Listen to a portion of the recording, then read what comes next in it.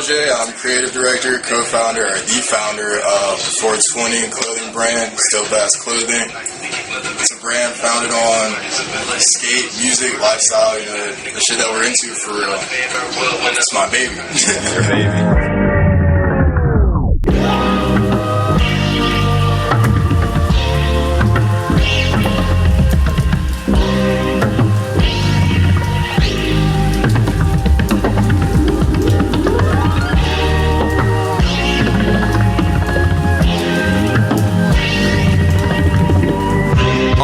Only certain niggas get recognition.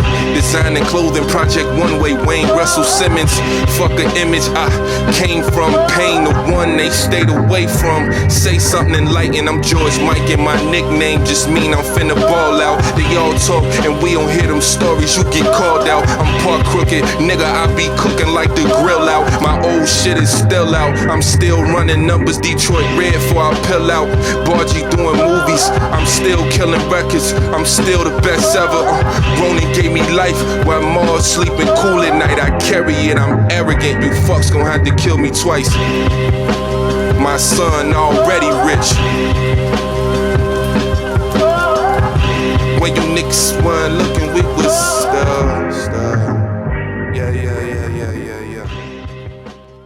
The first question I get all the time is how to say it. A lot of people will automatically say LaVingt. To me, I think it's funny, but that was always the purpose of the name. The name itself is LaVingt. My name's Lauren Anthony. Most people know me as LJ. I am the creator of LaVingt.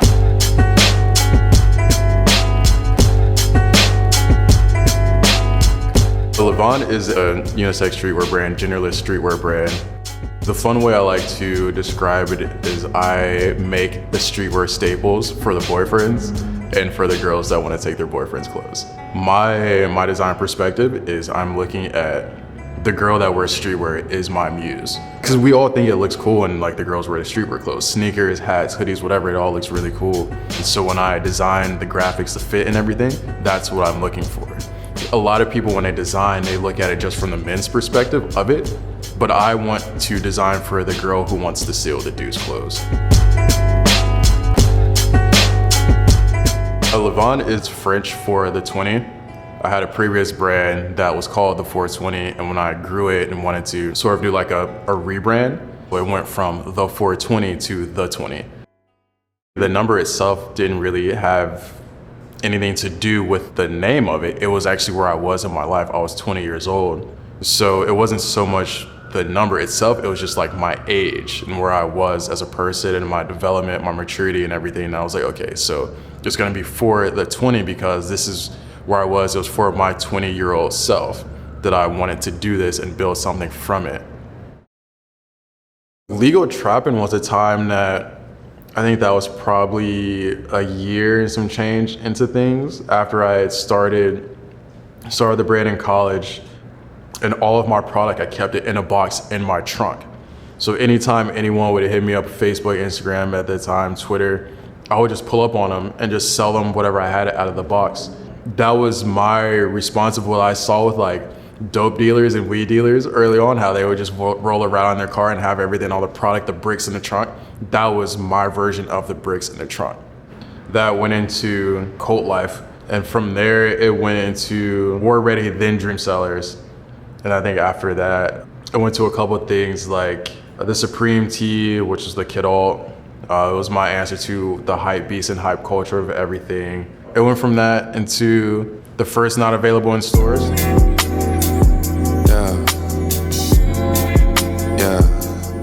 The transition going from 420 to LaVingt, it was really smooth. I remember I had made a like a jersey style t-shirt, very reminiscent of like the New York Rangers hockey jersey, diagonal wording, so it said 20.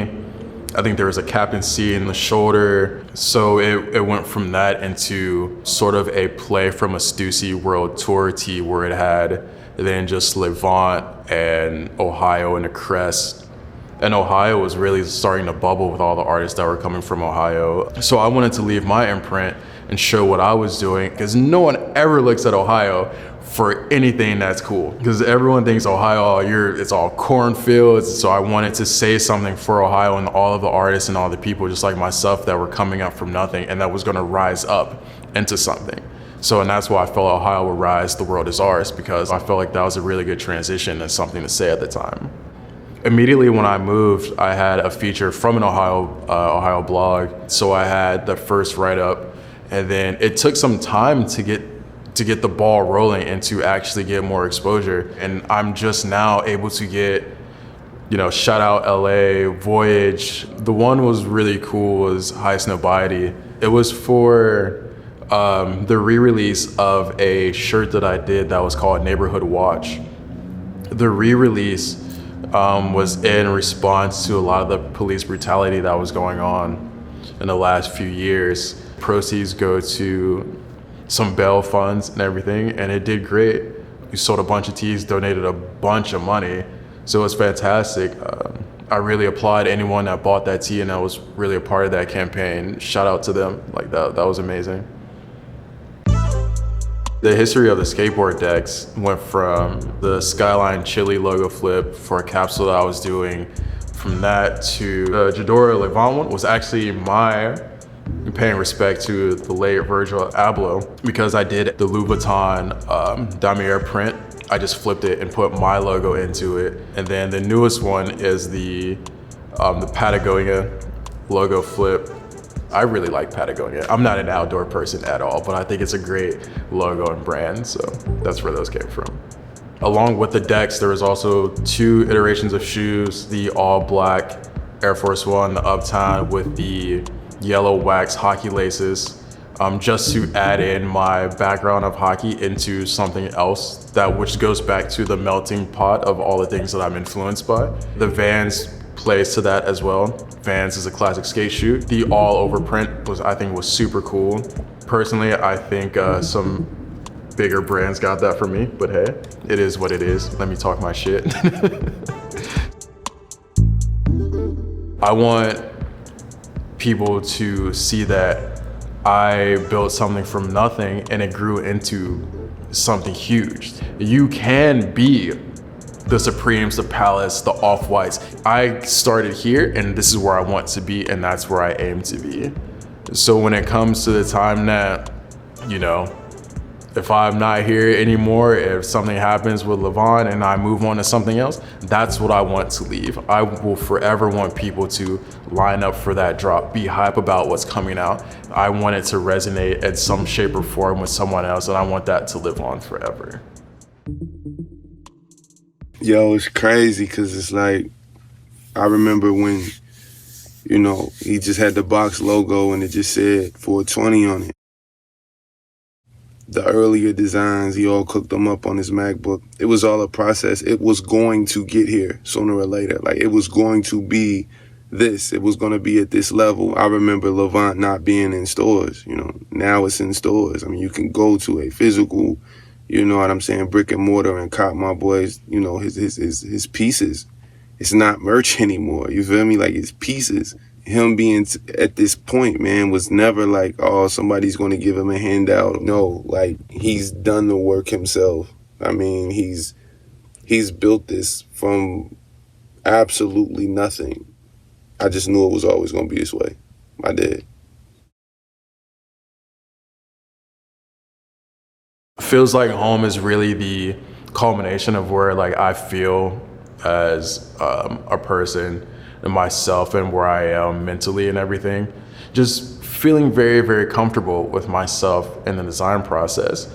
But also I want to pay homage to where I was as a child with all my inspirations and everything that has come from that.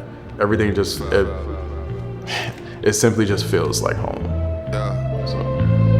Yeah, I told you I'm him. You told me I wasn't, but fuck it, it's cool. Play you little niggas the way you didn't play me for so many years. Thankful for all of my niggas that gave my little records suspense. I put them in place to make them some ends. Don't call me when you see the rollie. Don't call me when you see the coupe. I'll always throwing me oops. Shout out my nigga from Watts. Shout out to my little boy. Daddy gon' bring on my bag. I put that all on the app. Lately I feel like I'm Irvin. You niggas know better. Trapped in a man and I needed a moment to get it together. I feel like I'm Wayne.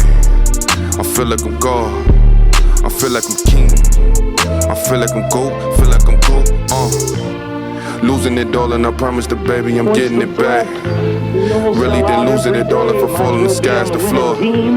Put on where I'm from. Niggas ain't shit where they from. You new to my life. Nigga, I'm used to this life. I told you I'm him. You told me I wasn't. But fuck it, it's cool. Play you little niggas the way you didn't play me for so many years. Thankful for all of my niggas that gave my little records spins. I put them in place to make them some ends. Don't call me when you see the rollie. Don't call me when you see the coupe. Yeah, yeah, yeah. I feel like I'm Wayne. I feel like I'm God. I feel like I'm king. Is that you right there? What you got on right there? Yeah, this is check that out. Tee. This is the flagship. This is what we're calling it. This was the collab we did with Collab Tees.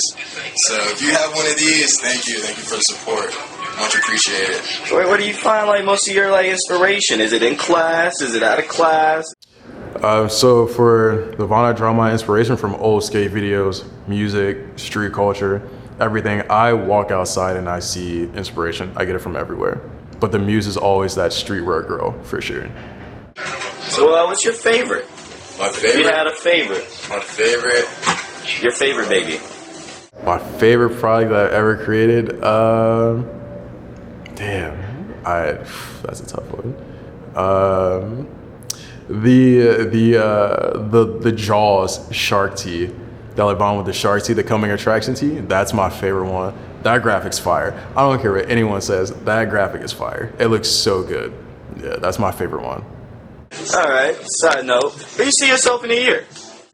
In a year, more placements, more store accounts, more people, just more everything, more life, more everything, more LaVingt.